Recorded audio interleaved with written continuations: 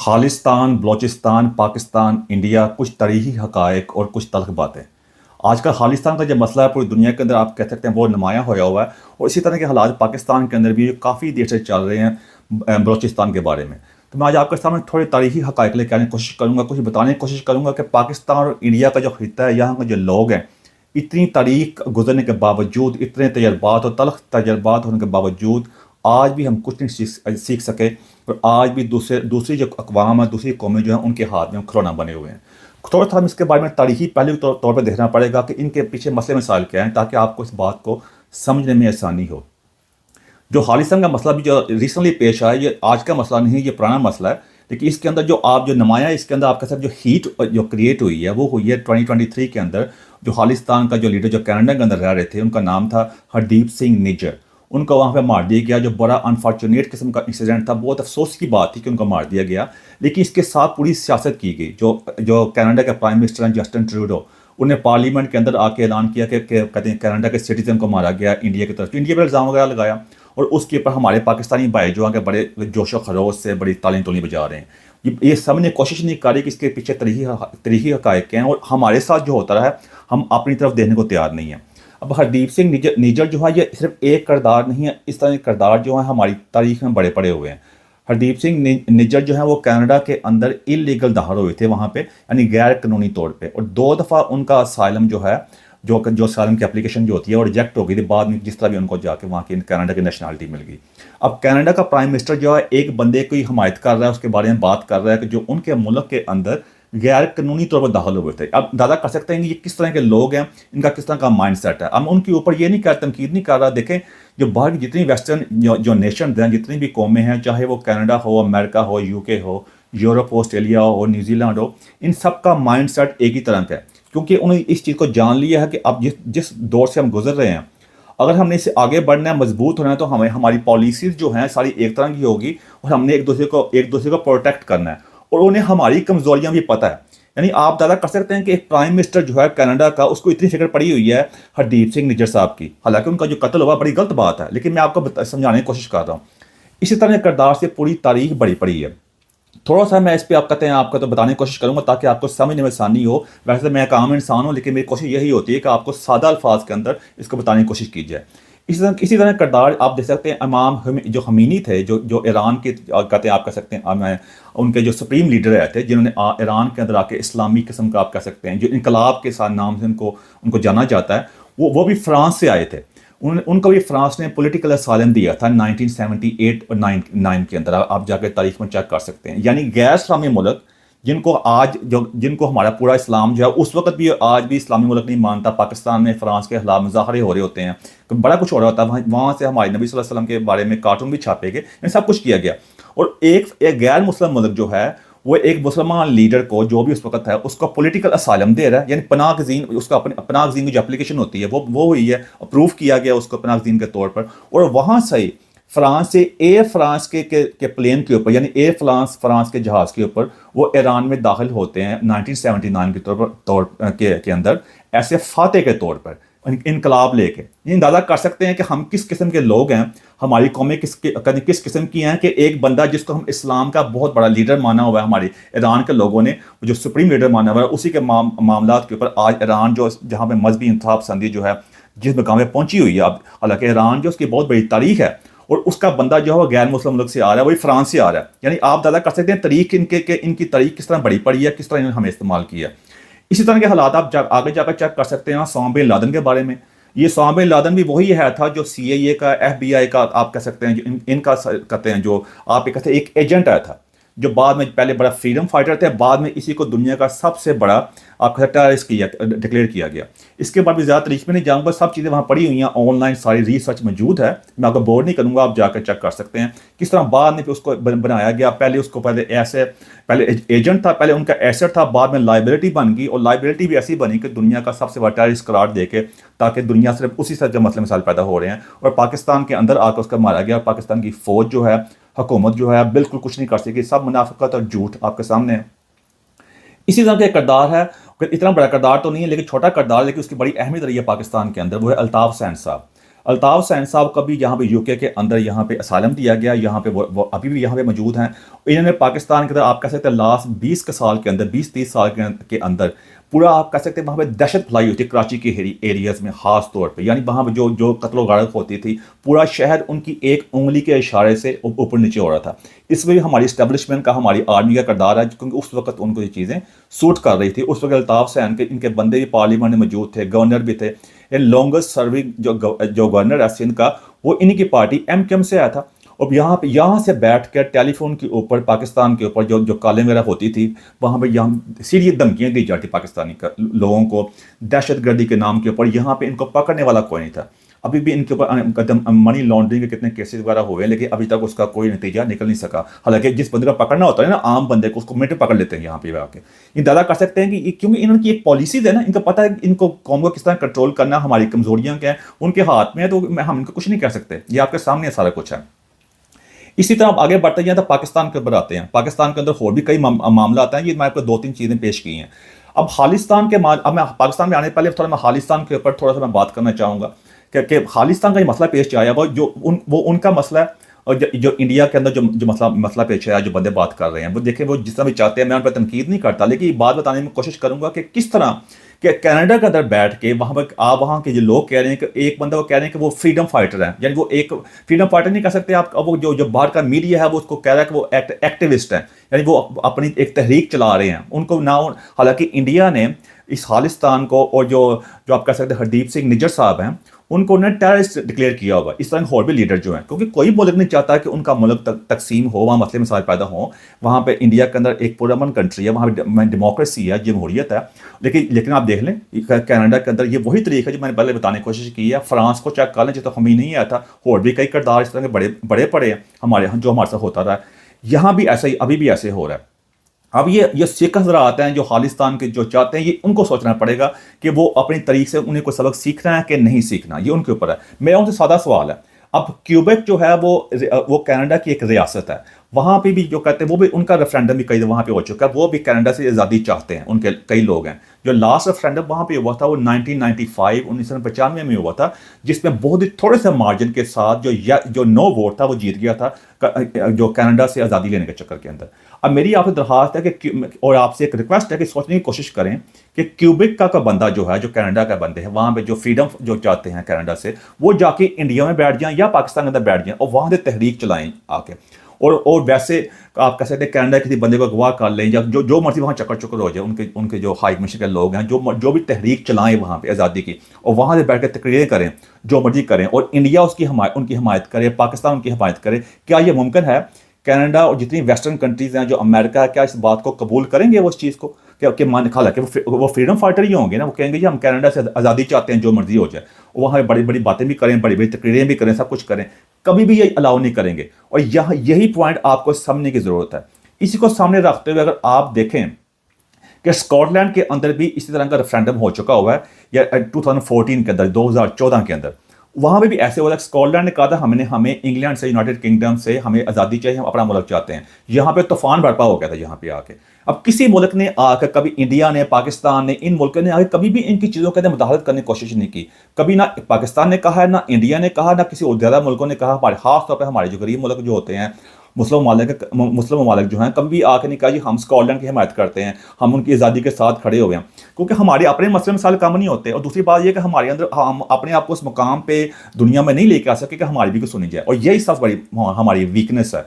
हमने कभी इस बारे में बात नहीं की। हमने इनका अपना इंटरनल मामला करार दिया है। आप इंडिया को भी चेक कर सकते हैं और पाकिस्तान को भी चेक कर सकते हैं, लेकिन ये यहाँ पे इनका जो माइंड सेट जो पुराना बन चुका हुआ है, और जिस तरह इनका पास चल गया हुआ, हमारे पे उन्हें हुकूमत भी की हुई है, और हम इस चीज़ को मनोमान कबूल कर रहे होते हैं, और इनके हाथ में खिलौना बन रहे होते हैं। स्कॉटलैंड का जो रेफरेंडम हुआ था, उसमें स्कॉटलैंड का जो कहते हैं जो नो वोट था, उसमें जीत गया था, यानी उनका रेफरेंडम जो था आज़ादी का, वो कामयाब तो नहीं हो सका था, लेकिन अभी भी वहाँ पे बहुत ज़्यादा ये चीज़ हीटेड अप है। वो इंग्लैंड से, यानी यूनाइटेड किंगडम से आज़ादी चाहते हैं। इस तरह की और भी कई चीज़ें मैं आपको सामने रख सकता हूँ। फ़र्ज़ कर लें कि अगर अमेरिका के अंदर कैलिफोर्निया की स्टेट है, टेक्सास स्टेट है, आप कह सकते हैं न्यू मैक्सिको है, कोई भी स्टेट वहाँ पे है, जो बाद में ऐलान करते हैं कि हमें अमेरिका से आज़ादी चाहिए, अमेरिका के साथ नहीं रहना चाहते। अब वो वहाँ से निकल के आके पाकिस्तान के अंदर या इंडिया के अंदर या किसी और मुल्क के अंदर जाके असाइलम ले लें आके, और वहाँ से बैठ के सारी तहरीक चलाएं, क्या अमेरिका इस चीज़ को कबूल करेगा? कभी भी एक्सेप्ट नहीं करेगा। और यही चीज़ें यहाँ से आपको समझने की जरूरत है कि किस तरह ये चीज़ें हमारे खिलाफ इस्तेमाल हो रही हैं। और आज हम पूरी दुनिया के अंदर एक मतलब फिर जहाँ भी हम थोड़ी थोड़ी तरक्की करने लगते हैं, थोड़ा आगे आने लगते हैं, इस तरह के मामला हमारे साथ पेश आते हैं और हम दुनिया के हाथ में खिलौना बनते हैं। अब इसी तरह की चीज़ें आ रही हैं बलोचिस्तान के अंदर भी, जहाँ जहाँ बलोचिस्तान लिबरेशन आर्मी के नाम के ऊपर वहाँ पे एक तहरीक चलाई जा रही है। वहाँ के लोग कहते हैं कि हमारे साथ जुल्म हो रहा है, कई बड़ी हद तक हो भी रहा है। वहाँ में जो तेल की स्मगलिंग वगैरह होती है, जो ईरान से होती है, वहाँ के लोग, हालांकि सारी सुई गैस वहाँ से निकलती है और वहाँ के लोगों को वो जो फैसिलिटी अवेलेबल नहीं है। वहाँ की जो गुर्बत का हाल है, अब वहाँ पर इस किस्म के हालात हैं कि आम पाकिस्तानी जो है बलोचिस्तान में जा भी नहीं सकता। जो वहाँ पर जब पंजाबियों का कत्ल होता है वहाँ पर जाके, मैं किसी को ये इल्ज़ाम तराशी नहीं कर रहा, आपके सामने थोड़े हक़ाइक़ रख रहा हूँ जो आपके सामने है। वहाँ पे जाके हम कोई भी यहाँ विजिट करने नहीं जा सकता। हालांकि बलोचिस्तान का एरिया कितना खूबसूरत होता है, वहाँ पे बड़ा कुदरती वसाइल भी हैं, कुदरती मनाजर भी हैं, बहुत कमाल की चीज़ें वहाँ पे हैं। लेकिन इस तरह का वहाँ माहौल बना दिया गया है। वो कहते हैं पाकिस्तान से आज़ादी चाहिए क्योंकि हमारे हक़ नहीं दिए गए। वहाँ पे हमारी इस्टेब्लिशमेंट ने, हमारे जो पॉलिटिशियन हैं, जो ताकतवर हजरात हैं, उन्होंने वहाँ के जो कबाइल हैं, जो ट्राइबल कबाइल हैं, जैसे बुगती वगैरह हैं और भी कई हैं, आप नाम लेते जाएँ, उनको ताकत दे के उनको साथ मिलकर हर रोज़ वहाँ कोई ना कोई तमाशाई किस्म की या सूबाई जो आप कहते हैं हुकूमत बनाई जाती है अपने आप को सूट करने के लिए। जब भी कोई नई हुकूमत आती है, वहाँ नई पार्टी बनती है, नई वहाँ सूबाई हुकूमत बनाई जाती है, जिसका दिल उसको सारा कंट्रोल करती है हमारी इस्टेब्लिशमेंट। और वो इल्ज़ाम लगा रहे होते हैं इंडिया के ऊपर, इंडिया इल्ज़ाम लगा रहा होता है पाकिस्तान के ऊपर बाकी लिहाज से। अब इंडिया पाकिस्तानी इल्ज़ाम से तो काफ़ी ऊपर चला गया हुआ है, लेकिन पाकिस्तान आज भी उसी गोल दायरे में है। ये चीज़ें हैं। हम कहते हैं कि खालिस्तान की मूवमेंट ठीक है, हमारे पाकिस्तानी एस्टेब्लिशमेंट को, हमारे लोगों को सोचना पड़ेगा कि अगर हम कहते हैं कि खालिस्तान वाले हम सिखों के साथ खड़े हुए हैं, तो फिर अगर इंडिया जो है वह बलोचिस्तान की हिमायत करता है, अगर वो लोग कहते हैं कि हम बलोचिस्तान के लोगों के साथ खड़े हैं, उनको आज़ादी चाहिए क्योंकि उनको आज तक हकूक नहीं मिल सके, ये तो हमारी मीडिया भी कहता है, हमारे लोग भी कहते हैं कि बलोचिस्तान के लोगों को वो हकूक नहीं मिल सके क्योंकि वहाँ से कितने कुदरती वसाइल निकलते हैं, वहाँ पे अब ग्वादर वगैरह जो चक्कर भी वहाँ पे है, लेकिन वो वहाँ के लोग गरीब हैं, उनकी फैसिलिटीज़ नहीं है। अब कितने बलोचियों को जानते हैं, बहुत कम को जानते होंगे जिनको उनके पूरे जो हकूक हासिल हैं। बिल्कुल इस तरह नहीं है। वहाँ हुकूमतें भी उन लोगों के पास हैं जो बिल्कुल अपनी पैसे बनाते हैं। कितने वहाँ आप कह सकते हैं बड़े बड़े केस पेश आए हैं मनी लॉन्ड्रिंग के, पैसों के, वहाँ से आप उनके उनके जो जुल्म होता है उस लिहाज से हम उसको कबूल करने के तैयार नहीं है। वहाँ हम आसानी से कहते हैं ये इंडिया साजिश कर रहा है, कितने चाइनीज़ के ऊपर हमें अटैक हुआ है, सब कुछ आपके सामने है ना। वो सिर्फ यही चाहते हैं कि हमें हकूक दिए जाए। अब कितने का मेरे जो लोग सुनने वाले हैं, जिनका ताल्लुक पंजाब के एरिए से है, सिंध से है, या आप कहते हैं केपी के से है, उन्होंने जाके बलोचिस्तान में विजिट किया, अपनी फैमिली के साथ वहाँ पे गए हैं, बड़ा कहते हैं वहाँ पे अपनी छुट्टियाँ मनाने के लिए, और जाके वहाँ देखते हैं ज़बरदस्त वहाँ बलोचिस्तान बन गया हुआ है। कभी ऐसा हुआ आज तक? नहीं ना हुआ आपसे। हमारे पे सिर्फ टीवी पे आके अब हमारी स्टैब्लिशमेंट आके इल्ज़ाम लगा रही थी इंडिया के ऊपर। मेरा मकसद सिर्फ आपको बताने का ये है कि अगर खालिस्तान की मूवमेंट अगर हम समझते हैं ठीक है, उनको इंडिया से आज़ादी मिलनी चाहिए, तो फिर बलोचिस्तान को भी मिलनी चाहिए। फिर हम अपने ये नहीं हो सकता कि जो चीज़ हम अपने लिए सूट करते हैं वो चीज़ दूसरों के लिए करनी पड़ेगी। ये हमारी हदीस भी है बड़ी मशहूर।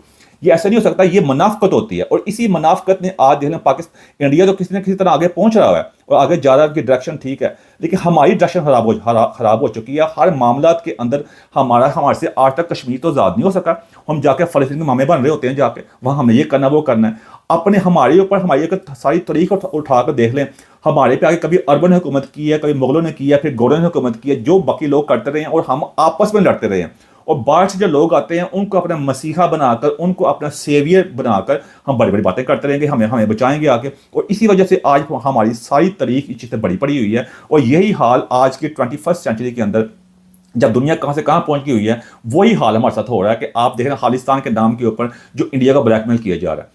अब मैं इस बात में ये नहीं कहूँगा कि खालिस्तान की तहरीक ठीक है या गलत है, वो आप जाने, आपका काम जाने, लेकिन मैं कहूँगा ये बिल्कुल गलत चीज़ है, क्योंकि इंडिया जो है वो तरक्की की तरफ गामजन है, वो आस्ता आस्ता दुनिया में पावर बन रहा है। और जब वो यही चीज़ आपको समझनी पड़ेगी कि वेस्ट की जो कंट्रीज़ हैं, जितनी भी वेस्टर्न कंट्रीज़ हैं, ये चीज़ नहीं चाहते। अब ये किस लिहाज से आप देख सकते हैं, जैसे मैंने पहले कहा कि फ्रांस ने सालम दिया हुआ था हमीनी साहब को, इन्होंने कहते हैं एक इलीगल बंदा दाखिल हुआ है जो हरदीप सिंह निज्जर साहब हैं, जो गैर कानूनी तौर पर कनाडा में दाखिल हुआ, तो उनकी पार्लियामेंट में उसके लिए बातें की जा रही हैं कि हमारा सिटीजन था। जिस तरह इनको बाकी कनाडा का हालात आप चेक कर सकते हैं, आप देख लें, अपनी सियासत के लिए इन्होंने बाकी हमारे मुल्कों को यरगमाल बनाया हुआ है। हमारा भी कसूर है भाई, हमारे बंदे भी जो अपने मुल्क के ऐसे हालात बना दिए हुए हैं कि हमारे बंदे भी सारे भाग के वहाँ जा रहे होते हैं और ये उनको सालम दे रहे होते हैं। हमारे सारे लीडर चेक कर सकते हैं, नवाज शरीफ चेक कर लें, बाकी हमारे जरदारी चेक कर लें, सबके जदादे बाहर हैं, इमरान खान चेक कर लें, उसके बच्चे बाहर हैं सारे।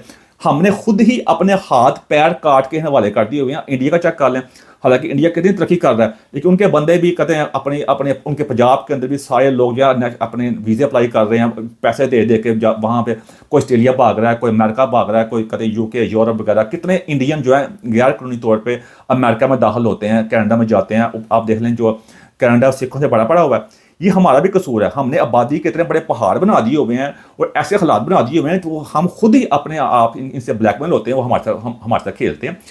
इसमें कोई बात नहीं है। जब हम अपनी विकेट को आप बिल्कुल बिल्कुल खाली छोड़ेंगे, जो बॉलर जो होगा वो जो गेंद कराएगा तो सीधा आपको क्लीन बॉल ही करेगा ना भाईजान। जब आपका अगर आप बैट लेके खड़े हैं, अगर आपने पैर नहीं बांधे हुए, सब कुछ नहीं बांधा हुआ, जो गेंद इतनी तेज फास्ट बॉलर गेंद जब आएगी तो आपकी हड्डियों को लगेगी ना, टांगों की हड्डियों को आपकी हड्डियां तोड़ेगी ना जाके, फिर आप कराएंगे रोएंगे फिर जाके। और यही रोने से बचने के लिए भाईजान हमें ये सोचना पड़ेगा कि हम आज जिस मुकाम में पहुंच के हुए हैं, हमें ये सीखना पड़ेगा। ये जितनी भी तहरीकें हैं, ये तरीके आप जो भी तरीके के अंदर है, मेरा उससे कोई लेना देना नहीं भाईजान, आप जाने आपका काम जाने। लेकिन मैं ओवरऑल करने की कोशिश करूंगा कि हमें ऐसे हमारे हमसाए हैं, हमारा हमसाया इंडिया का हमसाया पाकिस्तान है।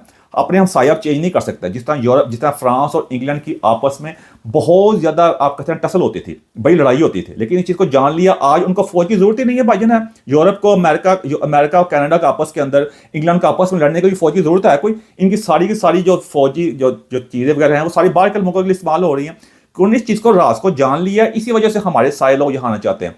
हालांकि दुनिया की हमारी कितनी आबादी, रिसोर्सेज हमारे यहाँ मौजूद हैं, चाइना हमारे साथ है। अगर हम एक स्ट्रॉन्ग तरीके से आपस में अच्छी तजारत करें, लोगों का अमन हो, हमारे भी बॉर्डर ओपन हो, तजारत हो, तो हम तो दुनिया में एक सुपर पावर से कोई अगली चीज़ बन सकते हैं जाकर। लेकिन उसके लिए हमें अपनी तरीके से कुछ सीखना पड़ेगा, कुछ ये, क्योंकि हम इनको इल्ज़ाम नहीं दे सकते हमारे खिलाफ साजिश करते हैं, क्योंकि उन्हें साजिश करनी है जो उनके जो नेशनल इंटरेस्ट हैं इन कौमों के। हर कौम जो होती है, जो अक्लमंद कौम होती है, अपने नेशनल इंटरेस्ट को सामने रख के फैसले करती है। जैसे चाइना भी है, चाइना जो भी फैसले कर रहा है, चाइना ने अपने आप को स्ट्रॉन्ग किए ना, इसलिए उनके ऊपर ज़्यादा इस तरह की बातें नहीं कर सकते। हमने अपने आप को स्ट्रॉन्ग नहीं किया, हमने उस चीज़ में अपने आप को आगे नहीं लेके आ सके, और दूसरों के हाथ में हम ऐसे हायर्ड गन बनते रहे हैं। उसी चीज़ का हमें देखना पड़ेगा। अदरवाइज वही होगा जो तरीके में होता रहा पहले, लोग आते रहे, कब्जा करते रहे, चीज़ें हमारे हाथ निकलती रही हैं। इसलिए खालिस्तान वालों को सोचना पड़ेगा भाईजान कि आप जिस चीज़ के चक्कर में पड़े हुए हैं, क्या आप यही आपका हाल होगा? हालांकि कि कनाडा के अंदर जो हैं, अगर जो आपको आज पनाह भी दे सकते हैं, जिस तरह ओसामा बिन लादेन सा किया, तो कल को आपको दहशतगर्द भी करार दे सकते हैं भाईजान। ये सोचने की बात है आपके लिए, आपको सोचना पड़ेगा। और पाकिस्तान के जो बलूचिस्तान का चक्कर भी है, उनको सोचना पड़ेगा हमारे इस्टेब्लिशमेंट को उनको हकूक दें। देखिए आज तक हम आर्मी पब्लिक स्कूल का वाक़या जितना पेश आया था, हमने खुद ही उसको आज तक हल नहीं कर सके, इसलिए हम उनको हकूक देने पड़ेंगे। और जो बलूचिस्तान वाले जो हैं, जो अपने आप को अलहदगी चाहते हैं, उनको सोचना पड़ेगा कि अलहदा होकर आप क्या कर लेंगे भाईजान।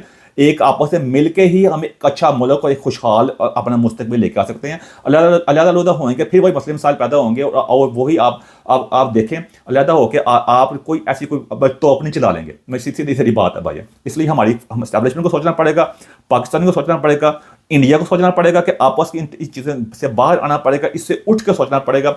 और ये अगर हम चाहते हैं कि दूसरे मुल्कों के मुकाबले में आके उनकी आंखों से आंखें मिला के बात करें, तो अपने आप को उस मुकाम पे लेके आना पड़ेगा कि हमें वो ब्लैकमेल ना कर सके। और हमारे आम लोगों को सोचना पड़ेगा कि जो चीज़ अपने पसंद करते हैं, दूसरे के लिए भी वही चीज़ पसंद करें। तरीका आपके सामने बड़ी पड़ी है भाईजान। मैं यहाँ बैठ कर अगला 1 घंटा बात कर सकता हूँ, फिर आप कहेंगे ये बड़ी लंबी काफ़ी बातें करता है, तो ये बातें मैं करना नहीं चाहता। ये मेरा मकसद ये था कि आपके सामने थोड़े तरीके हक़ाइक़ लेके आ सकूँ, थोड़ा सा आपको अवेयर कर सकूँ। आगे आपकी मर्जी, आप बात माने ना माने, मेरा मकसद ये होता है कि आपके सामने हकीकत को सादा से लिहाज से पेश कर दिया करूँ। एंड मेरे को ऐसी बात जब क्वेश्चन लगी समाधान चाहता हूँ मैं। Thank you very much.